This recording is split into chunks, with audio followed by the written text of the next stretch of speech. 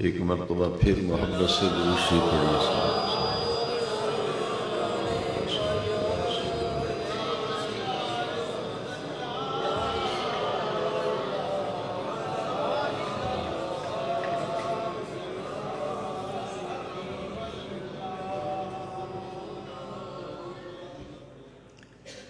گزشتہ جماعت مبارکہ سے ماہ جمادی الاخری کے حوالے سے فضائل و مناقب صحابہ کرام رضوان اللہ تعالی علیہم اجمعین کے بیان کا سلسلہ جاری ہے۔ پچھلے جمعے میں 26ویں پارے میں سے سورہ فتح کی آخری رکوع کی آیات مقدسہ کی روشنی میں صحابہ کرام کے مجموعی فضائل، مناقب اور ان کے اوصاف اور کمالات کا تذکرہ کیا گیا، اور پچھلے جمعہ مبارکہ میں بیان یہاں ختم ہوا تھا کہ حضور نبی کریم صلی اللہ علیہ وسلم نے اپنے وصال مبارک سے 3 دن پہلے اپنے مصلی پر صدیق اکبر رضی اللہ تعالیٰ عنہ کو کھڑا ہو کر امامت کرانے، نماز پڑھانے کا حضور نے حکم دیا تھا۔ اس لیے کہ سیدنا صدیق اکبر رضی اللہ تعالیٰ عنہ متفق علیہ شخصیت تھی جس پر کسی کا کوئی اختلاف نہ تھا۔ تمام صحابہ کرام میں سے یہ ایک شخصیت تھی جس پر سب کا اتفاق تھا، اور نبی کریم صلی اللہ علیہ وسلم نے اپنی ظاہری حیات مقدسہ کے آخری ایام علالت میں 3 دن قبل حضرت عائشہ صدیقہ رضی اللہ تعالی عنہا کو ارشاد فرمایا تھا، مروا ابا بکر فلیصلی بالناس، کہ ابو بکر صدیق کو کہو کہ وہ لوگوں کو نماز پڑھائیں، کیونکہ نبی کریم صلی اللہ علیہ وسلم کے اس ارشاد پر یہ حکمت تھی کہ حضور نے اپنی ظاہری حیات مقدسہ میں بھی ایک موقع پر 2 خاندانوں میں جھگڑا ہو گیا اور انہوں نے حضور سے صلح کرانے کے لیے درخواست کی۔ جب حضور صلح کرانے کے لیے تشریف لے گئے تو اس موقع پر بھی نبی کریم علیہ السلام نے صدیق اکبر کو امام مقرر کیا اور ارشاد فرمایا کہ میں صلح کرانے جا رہا ہوں، اس دوران نماز کا وقت ہو جائے تو تم جماعت کرا دینا۔ سیدنا صدیق اکبر کو اپنے مصلی پہ کھڑا کرنے میں یہ حکمت تھی کہ وہ اسلامی ریاست جس کی حضور نے بنیاد رکھی تھی، اس ریاست کا نظام چلانے کے لیے اور نبی کریم علیہ السلام کے مبارک سلسلہ دعوت و تبلیغ کو وسعت دینے کے لیے حضور نے سیدنا صدیق اکبر رضی اللہ تعالی عنہ کو اشاروں اور کنایوں میں حضور نے اشارہ فرما دیا تھا۔ اسی طرح حدیث شریف ہے سیاہ ستہ میں کہ ایک وہ عورت حضور سے ملنے کے لیے آئی اور اس نے نبی کریم علیہ السلام سے یہ عرض کیا تھا کہ میں دوبارہ ملاقات کے لیے آؤں اور حضور آپ موجود نہ ہوں۔ اس سے اس کی مراد یہ تھی کہ کہ حضور میں اگر آؤں اور آپ کا وصال ہو جائے تو پھر میں کس سے ملوں؟ تو نبی کریم علیہ السلام نے اسے فرمایا تم آنا اور ابو بکر صدیق سے مل لینا۔ اور کئی احادیث کے اندر یہ موجود ہے کہ نبی کریم علیہ السلام جب بھی کہیں تشریف لے جاتے تو سیدنا صدیق اکبر حضور کی معیت میں رہتے تھے۔ ہمیشہ انہوں نے نبی کریم علیہ السلام کی معیت، حضور کی صحبت، حضور کے قرب میں اپنی زندگی کے قیمتی لمحات جو ہیں وہ بسر کیے تھے۔ اور میرے آقا کریم صلی اللہ علیہ وسلم کی شفقتوں کا بھی یہ عالم تھا کہ حضور ہجرت کے مبارک سفر میں، جو کہ انتہائی نازک ترین سفر تھا، دشمن تعاقب میں ہے اور آپ تشریف لے جا رہے ہیں، اس وقت جس کا انتخاب کیا گیا وہ ابو بکر صدیق تھے، جنہیں ہجرت کے سفر میں ساتھ رہنے کا موقع ملا۔ اور حق و باطل کا جو پہلا معرکہ ہے جسے غزوہ بدر کہتے ہیں، اس غزوہ بدر میں نبی کریم علیہ السلام کے لیے ایک عریش چھپر بنایا گیا اور فیصلہ یہ کیا گیا کہ اس کے نیچے حضور تشریف فرما ہوں گے اور یہاں سے حضور جنگ کی کمان فرمائیں گے، ہدایات دیں گے، نگرانی فرمائیں گے۔ تو اس مقام پر نبی کریم علیہ السلام کا جو پہرے دار ہے، چوکیدار ہے، وہ کون ہوگا؟ اس پر جب بات چیت چلی تو وہاں بھی اگر نبی کریم علیہ السلام کے پہرے دار اور چوکیدار کے طور پر جس شخص کو ساتھ رہنے کی سعادت ملی وہ بھی حضرت ابو بکر صدیق تھے رضی اللہ تعالیٰ۔ یہ حضور کے رازدان اور مزاج شناس تھے۔ یہ بھی میں 2 جمعات مبارکہ میں صحابہ کرام کے اجتماعی فضائل و مناقب میں بہت سی باتیں میں عرض کر چکا ہوں۔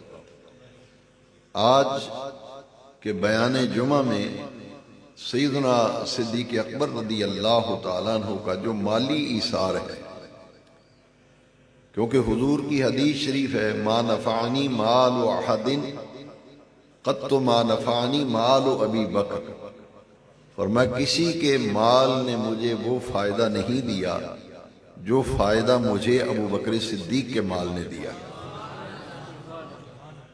حالانکہ فضائل عثمان غنی ذی النورین کے موقع پر جب میں نے بیان کیا تھا تو آپ کے ذہن میں ہوگا کہ حضرت عثمان غنی رضی اللہ تعالیٰ عنہ خرچ کرنے میں صف اول کے صحابہ کرام میں موجود ہیں، اور جامع ترمذی میں تو یہاں تک حضرت عثمان کے بارے میں حدیث شریف ہے کہ عثمان غنی ذی النورین نے 2 مرتبہ نبی کریم سے جنت کو خریدا تھا۔ وہاں لفظ حدیث کے اشترا عثمان الجنہ من النبی صلی اللہ علیہ وسلم مرتین، کہ حضرت عثمان نے 2 مرتبہ نبی کریم سے جنت خریدی۔ حیث حفر بئر روما، ایک وہ موقع جب روما یہودی کا کنواں جو تھا اسے خرید کر مسلمانوں کے لیے وقف کیا، بئر روما یہ خرید کر مسلمانوں کے لیے وقف کیا تھا، کیونکہ حضور نے فرمایا تم میں سے کون ہے جو روما کنواں خرید کر مسلمانوں کے لیے وقف کرے، میں اس سے جنت کا وعدہ کرتا ہوں۔ تو حضرت عثمان غنی نے اکیلے ہی وہ کنواں خریدا اور اہل اسلام کے لیے وقف کر دیا۔ پھر غزوہ تبوک کے موقع پر تو حضور نے فرمایا من جہز جیش الاسرى فلہ الجنہ، کون ہے جو لشکر اسرت کی کفالت کرے میں اس سے جنت کا وعدہ کرتا ہوں۔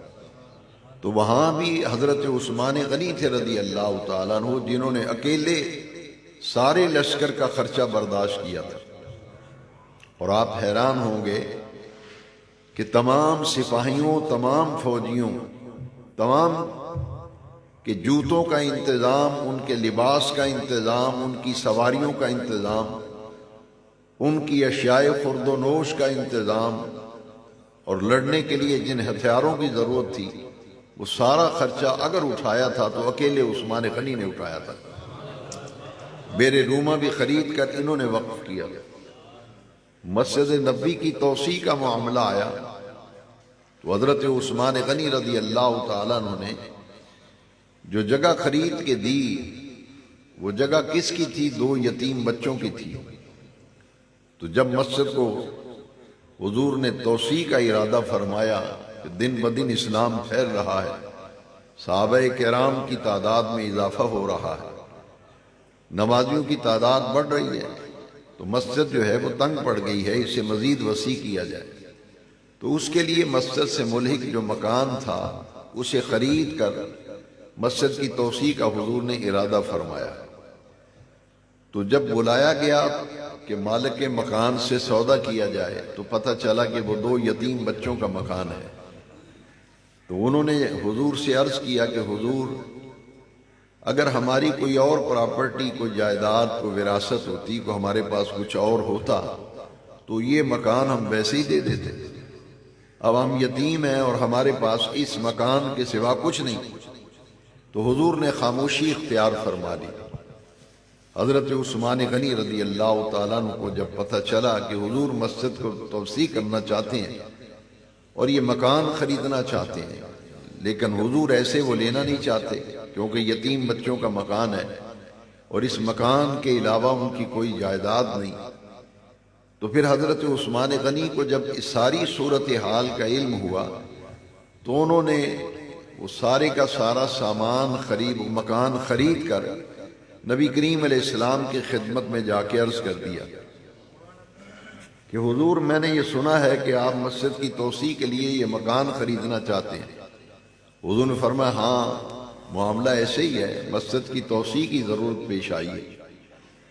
تو حضور جو جگہ مسجد کے لیے وقف کرے گا اس کے لیے آپ کیا ارشاد فرمائیں گے؟ تو نبی کریم علیہ السلام نے فرمایا، جو مسجد کے لیے جگہ وقف کرے گا میں اس سے جنت کا وعدہ کرتا ہوں۔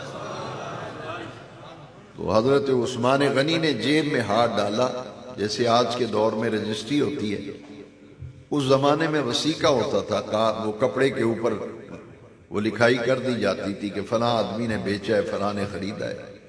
تو وہ وثیقہ نکال کر حضور کی خدمت میں پیش کر دیا کہ وہ مکان میں نے خریدا ہے اور خرید کر میں مسجد کے لیے وقف کرتا ہوں۔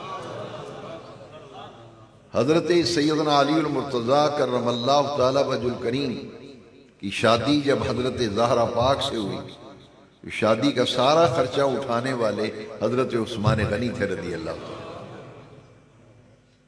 کیونکہ وہ ایک زرہ تھی۔ حضور نے فرمایا اے علی، تیری طرف سے ولیمے کا انتظام میں کروں گا۔ حضور نے مولا علی کرم اللہ تعالی وجہ الکریم کی جب شادی ہوئی، سیدہ زہرا پاک سے عقد ہوا، نکاح ہوا، تو حضرت علی المرتضیٰ کرم اللہ تعالی وجہ الکریم کے ولیمے کا سارا اہتمام خود نبی کریم علیہ السلام نے فرمایا تھا۔ مسجد نبوی میں دسترخوان بچھا تھا، وہاں تمام صحابہ کرام کو ولیمے کی دعوت پر بلایا گیا اور دسترخوان مسجد نبوی شریف میں لگا تھا۔ تو حضرت علی سے حضور نے فرمایا کہ شادی کا انتظام کرو، کو خرچہ ہے تمہارے پاس؟ حضرت علی کرم اللہ تعالی وجہ نے کہا کہ میرے پاس ایک زرہ ہے، اس کے علاوہ کچھ نہیں۔ تو آپ نے فرمایا کہ زرہ بیچو اور اسے بیچ کر جو انتظامات ہیں شادی کے وہ کو مکمل کرو۔ تو حضرت علی المرتضیٰ کرم اللہ تعالی وجہ کریم زرہ بیچنے کے لیے جب حضرت عثمان کے پاس گئے تو آپ نے وہ 450 مسقال چاندی میں آپ نے وہ زرہ خرید لی، اور جب زرہ خرید لی اور پیسے جو ہیں حضرت علی کرم اللہ تعالی وجہ کو پیش کر دی اور زرہ خرید کر خود مالک بن گئے زرہ کے۔ جب حضرت علی المرتضیٰ واپس جانے لگے، حضرت عثمان غنی نے حضرت صدیق اکبر سے حضرت علی المرتضیٰ رضی اللہ عنہ سے عرض کیا کہ اب یہ زرہ جو ہے چونکہ میں نے خریدی ہے، میں اس کا مالک ہوں، میں آپ کو یہ زرہ تحفے میں پیش کرتا ہوں۔ کوئی موقع ایسا مالی ایثار کا، وہ صدیق اکبر رضی اللہ تعالیٰ عنہ تو مال خرچ کرتے رہے، صحابہ عمر بھی کرتے رہے، عثمان بھی کرتے رہے، مگر میرے آقا کریم کا یہ فرمانا، میں صدیق اکبر کے مالی اثار پر صرف آج بات کرنا چاہتا ہوں کہ ہر صحابی نے خرچ کیا، بڑی بڑی قربانیاں دیں۔ حضرت زید بن حارثہ جو ہیں رضی اللہ عنہ، مولا علی کرم اللہ تعالی وجہ الکریم کی جب شادی ہوئی تو گھر ذرا دور تھا، تو حضور روزانہ اپنی صاحبزادی سے ملاقات کے لیے تشریف لے جاتے تھے۔ حضور کی جو محبت و شفقت تھی سیدہ زہرا رضی اللہ تعالیٰ عنہا وسلام اللہ علیہا سے، اس کی بنیاد پر حضور روزانہ اپنی بیٹی کے گھر جاتے تھے ملنے کے لیے۔ تو حضور نے ایک دن حضرت سیدہ عالم سے فرمایا کہ بیٹی زہرا، علی کا گھر ذرا دور ہے اور میں روزانہ تمہیں دیکھے بغیر رہ بھی نہیں سکتا، تمہاری ملاقات کے لیے میں روز آتا ہوں، تو علی آج شام کو گھر آئیں تو انہیں کہنا کہ وہ میرے گھر کے قریب کوئی جگہ لے لے، مکان لے لے، تاکہ میرا تمہارے ہاں آنا جانا آسان ہو جائے۔ تو جب شام کو حضرت علی المرتضیٰ کرم اللہ تعالی وجہ کریم تشریف لائے تو حضرت زہرا پاک نے حضور کا پیغام دیا کہ مکان قریب خریدیں۔ تو حضرت علی کا فقر جو ہے وہ تو ہمارے دین اسلام کی شان ہے کہ مولا علی کرم اللہ تعالی وجہ کریم تاجدار فقر تھے، اور پوری زندگی آپ نے فقر و فاقہ کی زندگی کو ترجیح دی تھی۔ تو آپ نے حضرت زہرا پاک سے کہا کہ میرے تو معاملات ایسے ہیں کہ میں تو مکان نہیں خرید سکتا، ہاں البتہ حضور کے مکان مبارک کے ساتھ جو مکان ہے وہ نبی کریم علیہ السلام کے ایک صحابی حضرت زید بن حارثہ کا مکان ہے، تو حضور ان سے اگر فرما دیں تو وہ مکان ہمیں دے دیں گے تو ہم وہاں منتقل ہو جائیں گے۔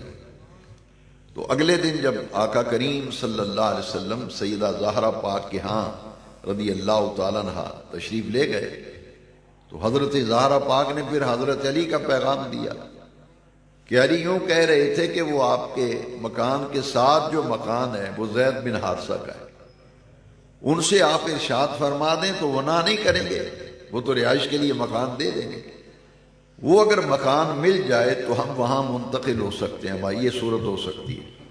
تو حضور نے فرمایا اے زہرا، زید بن حارثہ نے اسلام کے لیے پہلے ہی بہت زیادہ قربانیاں دی ہیں، اس نے پہلے ہی کئی مکان وقف کر رکھے ہیں، لہذا اب مجھے حیا آتا ہے، میں ان سے نہیں کہوں گا۔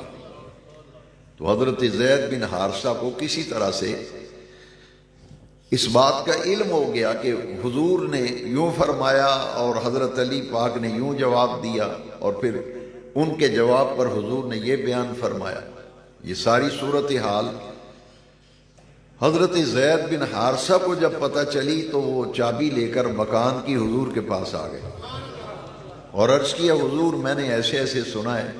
انہوں نے فرمایا بالکل صحیح سنا ہے تم نے، یہی بات ہے، تم نے پہلے بہت قربانیاں دی ہیں، بڑا مالی اثار ہے، تو اب مجھے حیا آتا ہے، میں تم سے یہ بات نہیں کہوں گا۔ تو ان کی آنکھوں میں آنسو آ گئے اور کہا حضور یہ تو ایک مکان ہے، آپ اشارہ فرمائیں، میری ہر شے اور میری زندگی اور زندگی کے تمام معاملات اور میرا تمام مال یہ آپ پر قربان ہے، آپ اشارہ تو فرمائیں۔ تو انہوں نے وہ چابی سرکار کو پیش کر دی۔ تو حضرت علی المرتضیٰ رضی اللہ عنہ اس مکان میں پھر منتقل ہو گئے۔ جب منتقل ہوئے تو دیکھیے بیٹی سے کتنی محبت نبی کریم علیہ السلام، یہ امت کی تعلیم کے لیے بھی تھا کہ بیٹی سے محبت کا کیا عالم ہونا چاہیے ہر شخص کا۔ حالانکہ بالکل متصل مکان تھا، ساتھ والا برابر والا، مگر حضور نے باقاعدہ کاریگر بلوا کر کے دیوار پھاڑ کر کے اس میں باقاعدہ ایک چھوٹا سا دروازہ رکھوایا تھا جس سے جب سرکار چاہتے تو ادھر سے تشریف لے جاتے۔ تو صحابہ کرام کا جو مالی ایثار ہے وہ کم ہے کہ حضرت عثمان غنی کو تو حضور اتنا خوش ہوئے تھے، فرمایا کہ اے لوگوں آج کے بعد عثمان کوئی نیک عمل نہ کرے، اللہ نے پھر بھی عثمان کو جنت لکھ کر دے دی ہے، اتنی مالی قربانی ہے۔ اب آئیے جس مقصد کے لیے میں نے یہ تمام واقعات آپ کو سنائے، اس حدیث پہ آج غور کرنا ہے جمعے میں، اور یہ معاملات دیکھنے ہیں کہ مقام صدیق اکبر نگاہ مصطفیٰ میں کیا تھا اور رب کی بارگاہ میں صدیق اکبر کے مالی اثار کے بارے میں کیا کیفیتیں تھیں۔ اب وہ حدیث شریف سنیں، صحابہ کا اثار، وہ تو حدیث کی کتابیں بری پڑی ہیں۔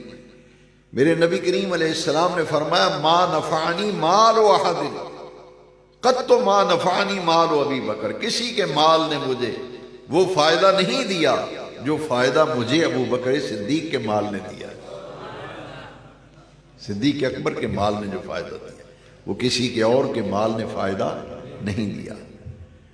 اور پھر حضور کی دوسری حدیث جو ہے اس کو ساتھ ملائیں اور پھر غزوہ تبوک میں جو واقعہ پیش آیا اس پر غور کرتے ہیں۔ حضور نے فرمایا جس کسی نے مجھ پر کوئی احسان کیا میں نے ہر ایک کا احسان کا بدلہ دنیا میں دے دیا ہے۔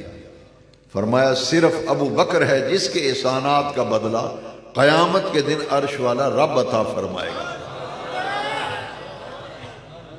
ان دو حدیثوں کو ذہن میں رکھ کر اب غزوہ تبوک میں جو جامع ترمذی کے اندر امام ترمذی اس روایت کو لائے ہیں اور سنن ابی داؤد، جامع ترمذی بھی سیاستہ میں ہے، سنن ابی داؤد بھی سیاستہ میں ہے، ان دونوں حدیث کی کتابوں میں یہ واقعہ موجود ہے۔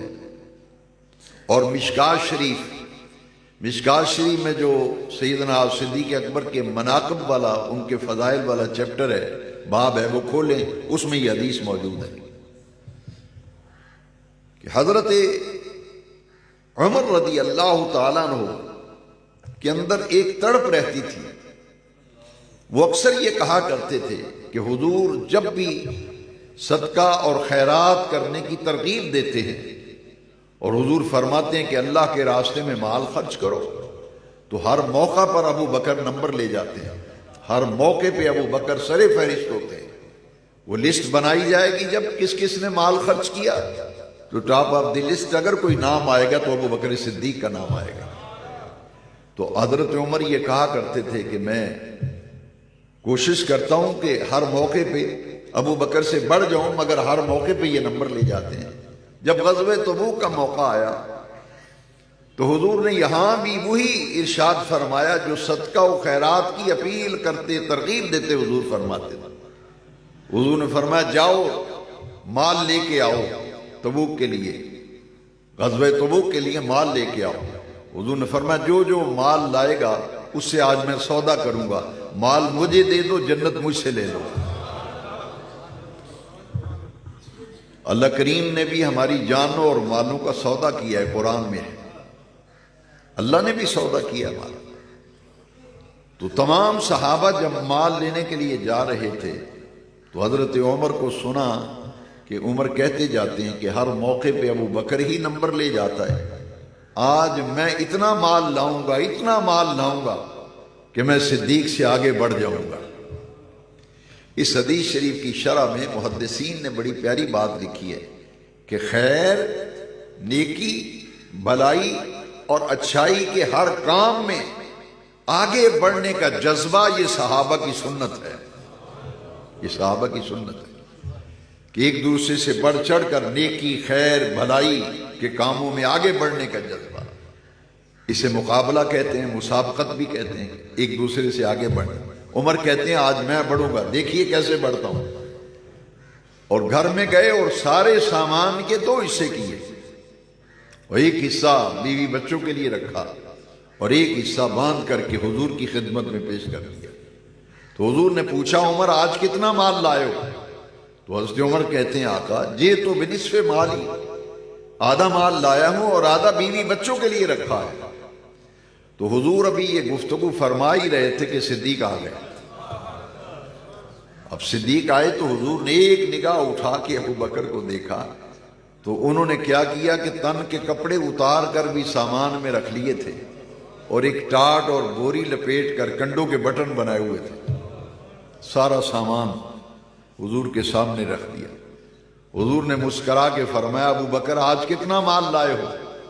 حضور میرے پاس جو پونجی تھی، گھر میں جو موجود تھا، حضور میں اللہ کو گواہ بنا کے کہتا ہوں کہ کپڑے سینے والی سوئی دھاگا جو ہے وہ بھی گھر میں نہیں چھوڑا،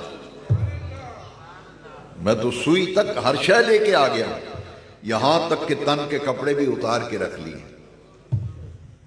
تو حضور سرور کونین صلی اللہ علیہ وسلم نے پھر حضرت ابو بکر صدیق سے دوسرا سوال کیا۔ یہ جامع ترمذی میں اور سنن ابی داؤد میں یہ حدیث شریف موجود ہے، اور مشکات شریف میں بھی مناقب صدیق میں یہ حدیث موجود ہے۔ یہ جملے بڑے قابل توجہ ہیں۔ ما ابقیت لأہلک، اس پر ہر آدمی کھینچتا ہے، ترجمہ کر کے اپنی طرف کھینچتا ہے۔ میں کہتا ہوں اس کا لفظی ترجمہ کر لو، لغوی ترجمہ کرو، اصطلاحی معنی کرو، جو بھی معنی کرو گے تو معنی کیا بنے گا؟ ما ابقیت لأہلک، تو گھر والوں کے لیے کیا باقی رکھا ہے، گھر والوں کے لیے کیا چھوڑا ہے۔ ما ابقیت کا معنی ہے گھر والوں کے لیے کیا چھوڑا ہے، گھر والوں کے لیے کیا چھوڑا ہے۔ حضور سوئی بھی نہیں چھوڑی، سارا سامان لے آئے۔ تو فرمایا پھر گھر والوں کے لیے کیا چھوڑا ہے؟ تو صدیق نے جواب کیا دیا؟ ابقیت لہم اللہ ورسولہ، حضور گھر میں اللہ اور اس کا رسول چھوڑ آیا۔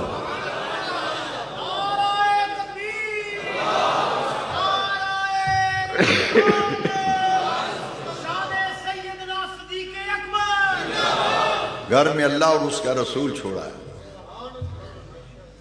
اللہ اکبر، اللہ اکبر۔ اقبال نے اسی موقع پہ کہا کہ پروانے کو چراغ، بلبل کو پھول، بس صدیق کے لیے ہے خدا کا رسول بس۔ صدیق اکبر نے کبھی عقل پہ انحصار نہیں کیا تھا، کبھی بھی، اور اس پر اجماع امت ہے، اجماع امت ہے اس پر کہ پوری امت میں ایمان کا سب سے اعلیٰ درجہ اور ایمان کی سب سے اعلیٰ درجے کی کیفیات اگر کسے حاصل ہیں تو وہ ابو بکر صدیق ہے رضی اللہ۔ مالی ایثار کا یہ عالم۔ ایک انگریز نے کتاب لکھی ہے، اس نے ریسرچ کی ہے، کمپینین، صحابہ کو انگلش میں کمپینین کہتے ہیں۔ اس نے کتاب میں کہا ہے کہ محمد عربی کے جو فرینڈز ہیں، صحابی ہیں، کمپینین ہیں، ان میں نے ریسرچ کی کہ کیا خوبی تھی کہ اپنا سب کچھ حضور پہ قربان کر رہے ہیں، مال بھی لے آ رہے ہیں۔ اور صلح حدیبیہ کے موقع پر ایک عجیب واقعہ پیش آیا، جو جاسوس آیا تھا نا، عروہ بن مسعود ثقفی، یہ بعد میں مسلمان ہو گیا اور حضور کے صحابی بنے۔ یہ عروہ بن مسعود ثقفی مشہور صحابی رسول حضرت عبداللہ بن مسعود کے بھائی ہیں۔ عروہ بن مسعود ثقفی، حضرت عبداللہ بن مسعود رضی اللہ عنہ، پوری امت میں حدیث کا علم سب سے زیادہ حضرت عبداللہ ابن مسعود کے پاس تھا۔ ان کے بھائی تھے لیکن ابھی مسلمان نہیں تھے، جاسوسی کرنے کے لیے آئے حدیبیہ کے مقام پر۔ تو انہوں نے آ کر کے عجیب معاملہ دیکھا۔ اس نے واپس جا کر قریش مکہ سے کہا تھا کہ مسلمانوں کے نبی سے لڑنے کی غلطی مت کرنا، تم نے مجھے جاسوسی کے لیے بھیجا ہے، میں جاسوسی کر آیا ہوں، تو میں یہ کہوں گا کہ ان مسلمانوں کے نبی اور ان کے غلاموں سے لڑنے کی غلطی نہ کر بیٹھنا۔ اس نے کہا کہ تعداد میں زیادہ ہیں، اسلحہ زیادہ ہے، کیا معاملہ ہے؟ اس نے کہا کچھ بھی زیادہ نہیں، نہ تعداد زیادہ ہے نہ اسلحہ زیادہ ہے، میں ایک شے ایسی دیکھ کے آیا ہوں، میں ایک بات ایسی دیکھ کے آیا ہوں کہ مسلمانوں کے نبی جب وضو فرماتے ہیں تو صحابہ کرام ان کے وضو کا استعمال شدہ پانی لینے کے لیے جھپٹ پڑتے ہیں، اور وضو کے پانی کو صحابہ کرام کس انداز سے لیتے ہیں کہ ایک صحابی حضور تک نہیں پہنچ سکا، دوسرے صحابی کے ہاتھ پر وضو کے مبارک پانی کے کچھ قطرے اگر ہیں تو اوپر ہاتھ پھیر کر چہرے پہ مل لیتا تھا۔ اس نے کہا جس کے صحابی اور جن کے غلام ان کے وضو کا پانی زمین پر نہیں گرنے دیتے، خون کیسے گرنے دیں گے؟ یہاں تک کہ بخاری اور مسلم کے اندر حدیث ہے جسے آپ بلغم کہتے ہیں، رطوبات، حضور کے وضو کی رطوبات کلی مبارک کی صورت میں جو رطوبت نکلتی تھی، بخاری اور مسلم میں ہے کہ صحابہ دونوں تلیوں پہ مل کے چہروں پہ مل لیتے تھے۔ وہ انگریز کہتا ہے کہ میں تو بڑی ریسرچ کی کہ کیا خوبی تھی محمد عربی صلی اللہ علیہ وسلم کہ یہ ان صحابہ کرام جھپٹ پڑتے ہیں۔ اللہ اکبر، اللہ اکبر۔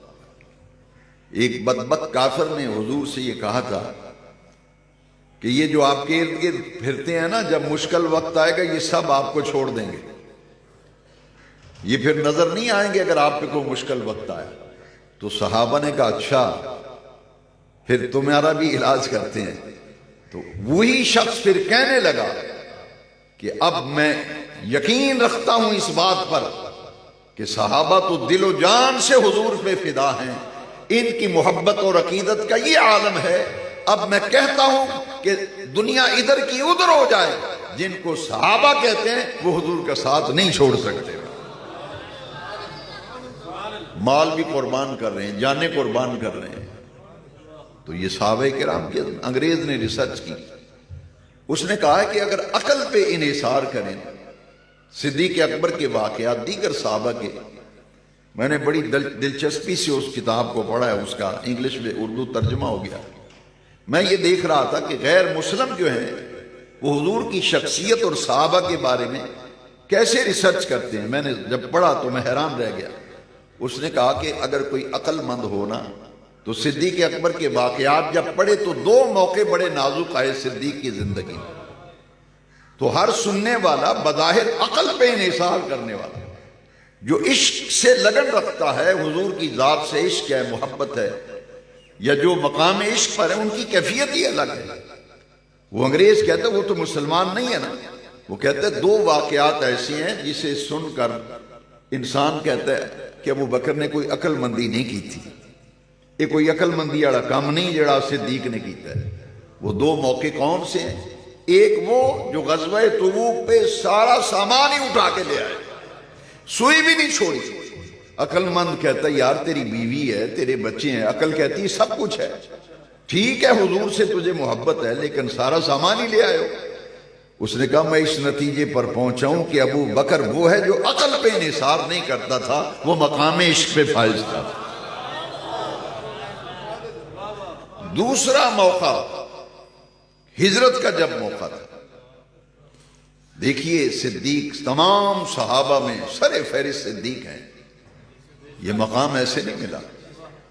یہاں دیکھیے بھئی ہم تو ماننے والے ہیں، یہ تو غیر مسلم کہہ رہے ہیں۔ کہتے ہیں دوسرا موقع ہجرت کی رات جب سرکار جانے لگے نا، تو حضور نے ابو بکر صدیق کو پہلے بتا دیا تھا کہ ہم ہجرت پہ جائیں گے اور میرا ساتھی ہجرت کا تو ہوگا، یہ انتخاب عرش والے رب کا ہے۔ تو صدیق اکبر نے پہلے سے ہی تیاری کر لی تھی، بڑی بہترین 2 اونٹنیاں تیار رکھی ہجرت پہ جانے کے لیے، اور ان کی خدمت کے لیے باقاعدہ ایک نوکر رکھا ہوا تھا کہ یہ اونٹنیاں ہجرت کے لیے میں نے رکھی، سرکار جب تشریف لے جائیں گے تو سرکار کو پیش کروں گا۔ سامان پہلے سے باندھ کر پوٹلی باندھی ہوئی ہے کہ ہجرت کے سفر پہ جانا ہے، اور جتنے گھر میں پیسے تھے سارے سپیشل ایک تھیلی سلوائی، اور سارے دراہم و دینار، چاندی اور سونے کے سکے ہوتے تھے اس زمانے میں، 40,000 دینار اس دور میں صدیق نے تھیلی میں ڈالی، اور جس تھیلی میں گھر میں پیسے رکھتے تھے وہ کاغذ کی کرنسی تو نہیں ہوتی تھی، سونے اور چاندی کے سکے ہوتے تھے۔ انہوں نے کیا کیا کہ ایک پوٹلی سی سلوا کر کے اس میں کنکر اور روڑے تھوڑے چھوٹے چھوٹے اور ٹھیکریاں اس میں رکھ دی، اوپر کپڑا چڑھا دیا، وہ اس جگہ پہ رکھ کے آ گئے۔ جب ہجرت کر کے 40,000 رقم جو رکھی تھی ساری لے لی۔ اس نے کہا ایک موقع یہ ہے کہ کوئی عقل مندی کی بات نہیں، بیٹیاں بھی ہیں، 2 بیٹے ہیں، باپ نابینا ہے، صدیق اکبر رضی اللہ عنہ، آپ کے والد ابو قحافہ نابینا تھے لیکن ابھی مسلمان نہیں ہوئے تھے جب حضور ہجرت پہ صدیق اکبر ساتھ گئے، اس وقت تو یہ مسلمان نہیں تھے۔ یہی وجہ ہے کہ جب حضور کے ساتھ چلے گئے صدیق اکبر تو آپ کی بیٹی حضرت اسماء اور حضرت عائشہ صدیقہ نے بتایا اپنے دادا کو کہ ہمارے باپ ابو بکر چلے گئے حضور کی معیت میں ہجرت کر گئے۔ تو دادا چونکہ نابینا تھے نا صدیق اکبر کے والد، تو انہوں نے پہلا سوال یہ کیا کہ ہمارے کھانے پینے کا، ہمارا خرچہ پانی کا کچھ سامان رکھ کے گیا یا نہیں، آپ کو اخراجات کے لیے کچھ دے گئے؟ تو انہوں نے کیا کیا، نابینا تھے نا، پکڑ کے ہاتھ وہ تھیلی کو لگا کے یوں انہوں نے دیکھا، کہا دادا جی یہ دیکھو یہ تھیلی بھری ہوئی ہے دراہم و دینار سے، ہی ہمارے باپ چھوڑ گئے، 40,000 دینار لے گئے۔ اور حضرت عائشہ فرماتی ہیں فلما اسلم فلہ 40,000 دینار فلہ 40,000 دینار فانفقها علی رسول اللہ صلی اللہ علیہ وسلم۔ وہ گھر میں جتنی کمائی تھی، جتنی پونجی تھی، ساری کی ساری حضور پہ خرچ کر دیا۔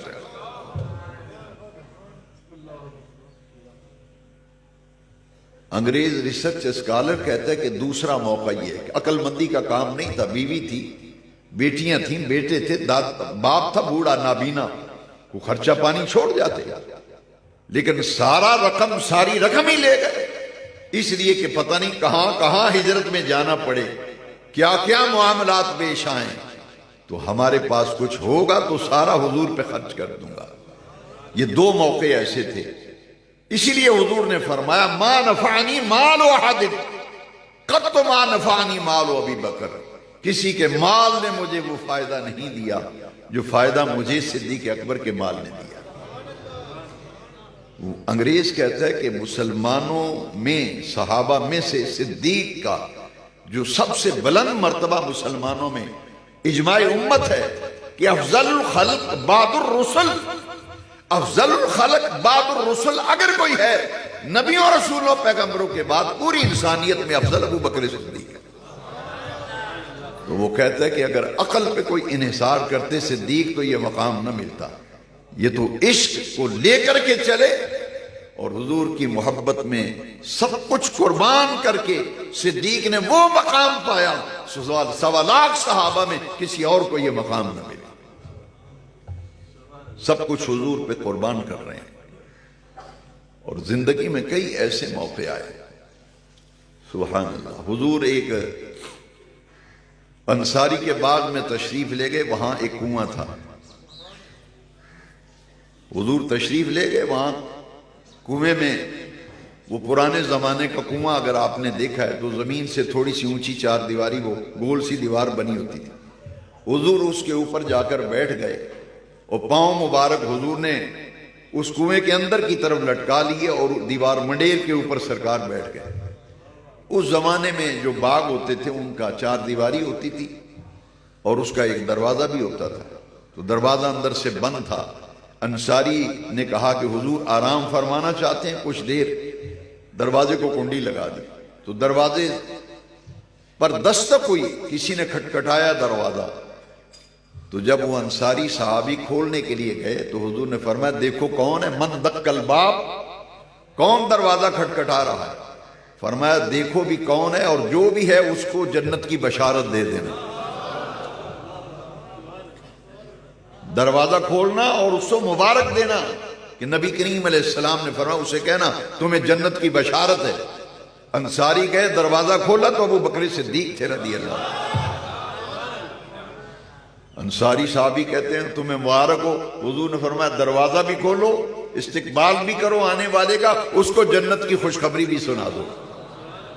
جب وہ آئے تو حضور نے صدیق کو دائیں طرف بٹھا لیا، کیا منظر ہوگا، کتنا پیار تھا۔ صدیق نے بھی حضور کی طرح پاؤں کنویں کے اندر کی طرف لٹکائے اور منڈیر پہ بیٹھ گئے۔ جب بیٹھ گئے تو پھر تھوڑی دیر بعد پھر دروازے پہ دستک ہوئی، فرمایا انصاری صحابی سے جاؤ دیکھو کون ہے اور جو بھی ہو اس کو کہنا تمہارے لیے جنت کی خوشخبری ہے، بشارت ہے جنت۔ وہ انصاری گئے، دروازہ کھولا تو عمر بن خطاب تھے رضی اللہ عنہ۔ کہا تمہیں مبارک ہو، حضور نے تمہارے استقبال کے لیے بھی بھیجا ہے، ساتھ جنت کی بشارت بھی دی ہے۔ وہ آئے تو حضور نے انہیں اشارہ فرمایا اور اپنی بائیں طرف بٹھا لیا۔ انہوں نے بھی دیکھا جب سرکار کو اور ابو بکر کو تو پاؤں اندر کی طرف کنویں میں لٹکا کے وہ بیٹھ گئے۔ یہ اب غور سے سننے والی بات ہے کیونکہ وقت کم ہے، میں اسے کوشش کرتا ہوں کہ جلدی ختم کروں۔ وہ دروازے پہ پھر دستک ہوئی تو حضور نے فرمایا جاؤ دیکھو کون ہے اور جو کھڑا ہو اس کو جنت کی بشارت بھی دینا اور ساتھ کہنا کہ تمہارے اوپر بڑا تکلیفوں اور پریشانیوں اور دکھوں کا وقت آئے گا، دروازہ بھی کھولو، جنت کی بشارت بھی دو، اور تکلیفیں، اذیتیں، دکھ اس پہ بہت آئیں گے، یہ بھی اس کو پہلے ہی بتا دو۔ آنے والے حالات کی حضور خبر دے رہے ہیں۔ وہ صحابی انصاری جب گئے، بڑی ایک عجب کشمکش ہے ذہن کے اندر کہ کون ہوگا جس کے لیے حضور نے یہ فرمایا۔ جب دروازہ کھولا تو عثمان غنی ذی النورین تھے رضی اللہ عنہ۔ انہوں نے کہا کہ حضور نے جنت کی بشارت بھی دی ہے، اور حضور نے فرمایا تیرے آخری وقت میں بڑی اذیتیں آئیں گی، بڑے دکھ آئیں گے، بڑی پریشانیاں آئیں گی، ان کو جنت کی بشارت بھی دے دو۔ جب وہ آئے نا حضرت عثمان غنی رضی اللہ عنہ، تو حدیث شریف میں حضور نے انہیں حکم فرمایا، وہ نبی کریم علیہ السلام کے سامنے، بالکل سامنے جو منڈیر کا حصہ تھا، حضور نے اشارہ فرمایا کہ یہاں بیٹھ جاؤ۔ وہ سامنے بیٹھ گئے، انہوں نے بھی پاؤں کنویں کے اندر لٹکا لیا اور بیٹھ گئے۔ اب راوی جنہوں نے یہ حدیث بیان کی ہے وہ کہتے ہیں کہ اس حدیث میں حضور نے اشارہ فرمایا۔ یہ لطیف اشارے ہیں جو حضور کی حدیث میں ملتے ہیں۔ یہ اس طرف اشارہ تھا کہ بعد از وصال ابو بکر و عمر کی قبر میرے ساتھ ہوگی، اور عثمان غنی کی قبر جو ہے وہ میرے قدموں میں ہوگی۔ آج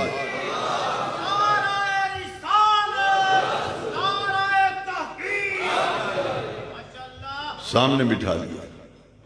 آج بھی عثمان غنی ذی النورین رضی اللہ عنہ کی قبر انور پر جنت البقیع شریف پہ جب حاضری دیں تو آپ کو نظر آئے گا کہ حضور کے قدمین کے بالکل سامنے عثمان غنی کی قبر ہے، ادھر حضور کی قبر انور ہے، اور آپ باب الرحمہ سے نکلیں، باب بقیع سے نکلیں جب، تو سیدھے جنت البقیع کی طرف جائیں تو حضور کے قدمین کے بالکل محاذی آپ کو جو قبر نظر آئے گی جنت البقیع میں، وہ عثمان غنی ذی النورین کی ہے رضی اللہ۔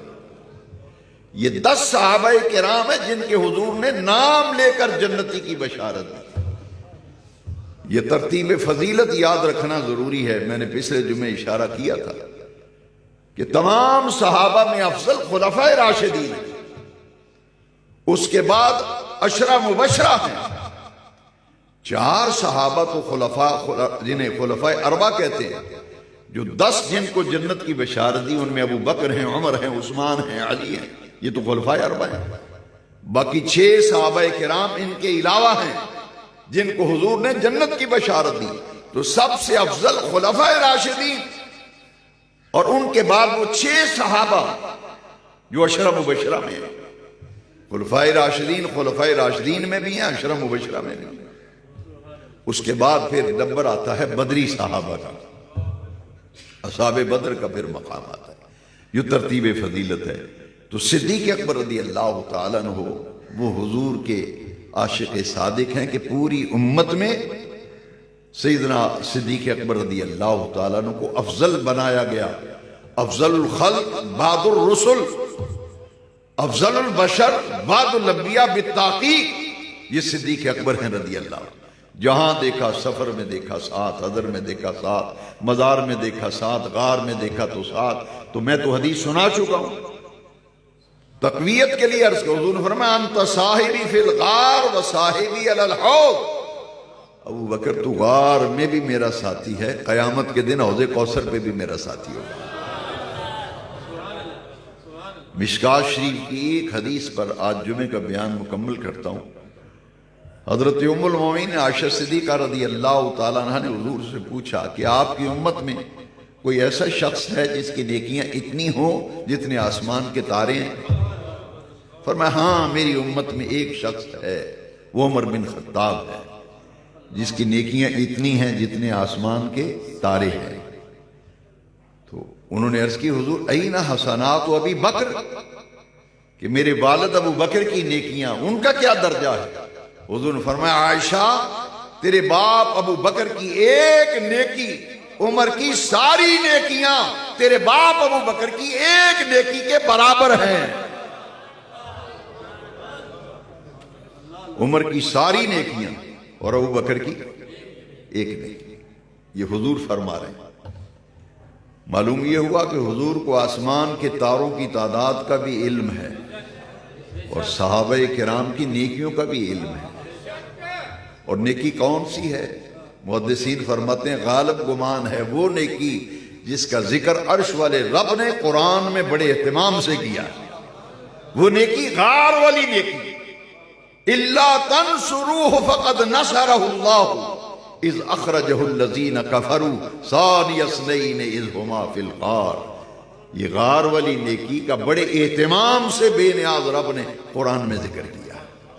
حاضرین محترم، انشاءاللہ العزیز یہ پیر شریف جو آ رہا ہے اسی پیر کو اسی پیر کو انشاءاللہ سیدنا صدیق اکبر رضی اللہ عنہ کا دن منایا جا رہا ہے اسی جامع مسجد میں۔ آپ کا وصال کی جو تاریخ ہے وہ اگلے جمعے ہے، انشاءاللہ اگلے جمعے بھی بیان ہوگا، لیکن چونکہ بطور تقریب اور دن منانے کے اعتبار سے یہ جو ماہانہ محفل ہے اس موقع پر یوم سیدنا صدیق اکبر رضی اللہ عنہ اس مسجد میں بڑے اہتمام کے ساتھ منایا جا رہا ہے۔ سب دوست خود بھی تشریف لائیں، دوسرے لوگوں کو بھی دعوت دیں۔ یہ وہ ہستیاں ہیں جن کے تذکرے سن کر دل میں نور پیدا ہوتا ہے، دل میں نور پیدا ہوتا ہے، سرور آتا ہے، بوجھ ہلکے ہو جاتے ہیں، کلیجے میں ٹھنڈ پڑتی ہے۔ کیا مقام ہے ان ہستیاں کا؟ ادھر واقعہ ہوتا ہے، ادھر قرآن کی آیت نازل ہو جاتی ہے۔ تو تفصیل سے شان صدیق اکبر سننے کے لیے پیر کے دن مغرب کی نماز یہاں ادا فرمائیں، مغرب سے عشاء تک محفل ہے یوم صدیق اکبر کی، حلقہ ذکر بھی ہے، ختم غوثیہ بھی ہے۔ خود بھی تشریف لائیں، دوستوں کو بھی دعوت دیں اور شان سیدنا صدیق اکبر کے بیان کو بھی سنیں، اور لنگر شریف کا بھی اہتمام ہوگا۔ جو حضرات لنگر شریف میں تعاون کرنا چاہیں وہ مسجد کی کمیٹی سے رابطہ کر لیں۔ وآخر دعوانا